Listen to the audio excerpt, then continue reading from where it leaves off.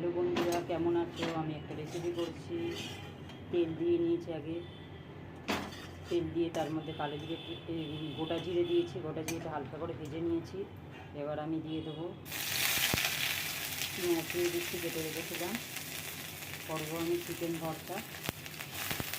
তো চিকেনটা আমি ওই পেঁয়াজটাকে আমি হালকা ভেজে নেবো। হাতে দিলাম, পেঁয়াজটা আমার হালকা ভাজা হয়ে যাচ্ছে। এবার আমি একটা মশলা মিক্সিতে পেস্ট করে রেখেছি।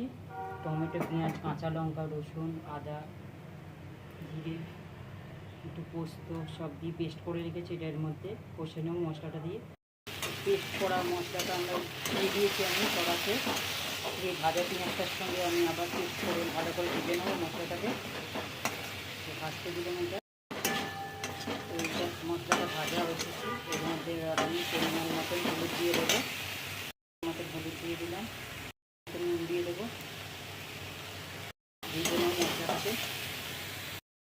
এই মশলাটা আমি ভালো করে কষে নিয়েছি। এবার আমি চিকেন বয়েল করে কুচিয়ে রেখেছিলাম, সেগুলোকে দিয়ে দেবো।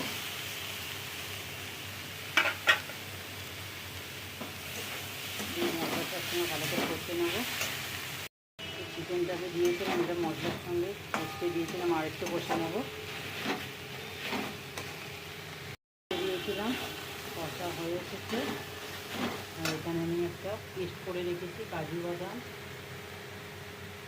দই আর চালমগজ দিয়ে পেস্ট করে সেটা দিয়ে দেবো।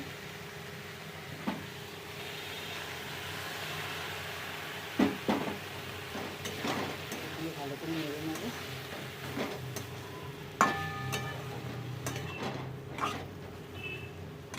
এটা কষে নেবো, দিয়ে আর একবার এটা কষে নিয়ে এবার জল দিয়ে দিয়েছি,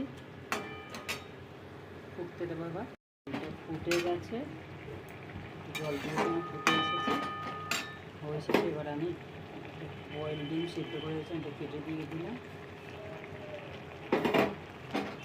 ফুটিয়ে নেবো, নেড়ে দিয়ে আগে ফুটিয়ে নেবো। এটা কমপ্লিট হয়ে এসেছে। এর মধ্যে এবার আমি দিয়ে দেবো বাটার।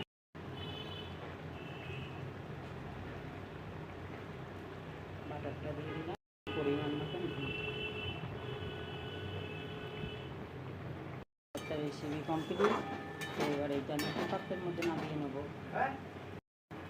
ফুটে গেছে, একটা পাত্রের মধ্যে নামিয়ে নিয়েছি। কমপ্লিট হয়ে গেছে রেসিপিটা।